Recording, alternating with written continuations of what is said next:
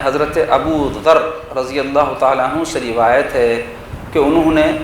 بیت اللہ شریف کے دروازے کو پکڑے ہوئے فرمایا، میں نے نبی اکرم صلی اللہ تعالیٰ علیہ وآلہ وسلم کو فرماتے ہوئے سنا کہ سنو،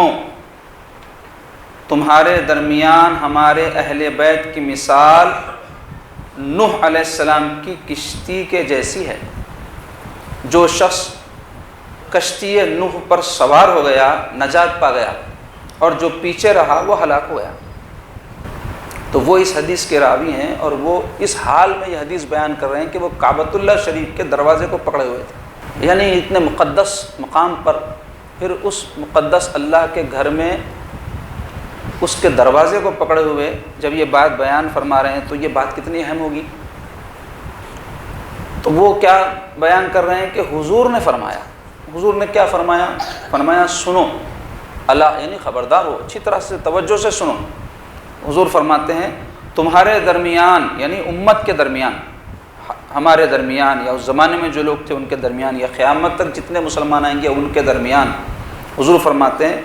ہمارے اہل بیت کی مثال، اہل بیت یعنی گھر والوں کی مثال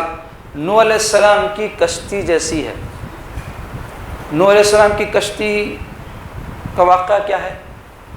قرآن مجید میں بھی اس کا ذکر ہوا ہے کہ نوح علیہ السلام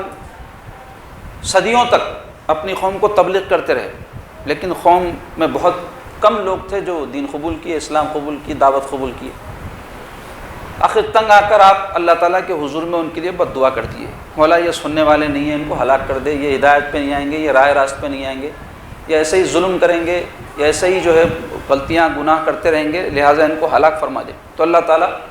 آسمان سے عذاب کی صورت میں بارش نازل فرمائے، لیکن اس بارش کے نزول سے قبل اللہ تعالیٰ حکم فرمایا نو ایک کشتی بناؤ، اس کشتی میں جو لوگ تم پر ایمان لائے ہیں ان کو بٹھا لو، اور تمام پرندوں کے، جانوروں کے ایک ایک جوڑے اس میں رکھ لو،